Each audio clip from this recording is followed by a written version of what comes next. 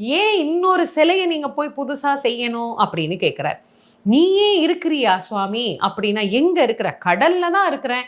என்ன வந்து கூட்டிட்டு போ அப்படிங்கிறார்.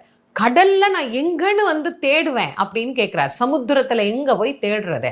அப்போ முருகப்பெருமானே அடையாளம் சொல்லுகிறார். எந்த இடத்துல நான் இருக்கிறேனோ அந்த இடத்துல எலுமிச்சம் பழம் மிதக்கும், மேலே கருடன் வட்டமிடும், அந்த இடத்துல வந்து என்னை நீ தேடிப்பார், உன் கைகளில் நான் கிடைப்பேன் அப்படின்னு சொல்லி அவர் போய் கடல்ல மூழ்கி தேடி எடுத்ததுதான் இன்னைக்கு நாம வழிபடக்கூடிய சண்முகர். கடல் வரைக்கும் உலா போயிட்டு திரும்ப வந்த மூர்த்தி இந்த மூர்த்தி. நீங்க யோசிச்சு பாருங்க, நான் எங்க இருக்கேன், என் பக்தர்களை நான் பார்க்கணும், திரும்ப என்னை அழைச்சிட்டு வந்து இந்த இடத்துல வை அப்படின்னு சொல்லி தன்னுடைய இடத்திற்கு திரும்ப வந்து அமர்ந்திருக்கக்கூடிய ஒரு தெய்வம் அப்படின்னா அந்த சண்முகர் எப்பேற்பட்ட சண்முகர் அப்படின்னு நீங்க யோசிச்சு பாருங்க.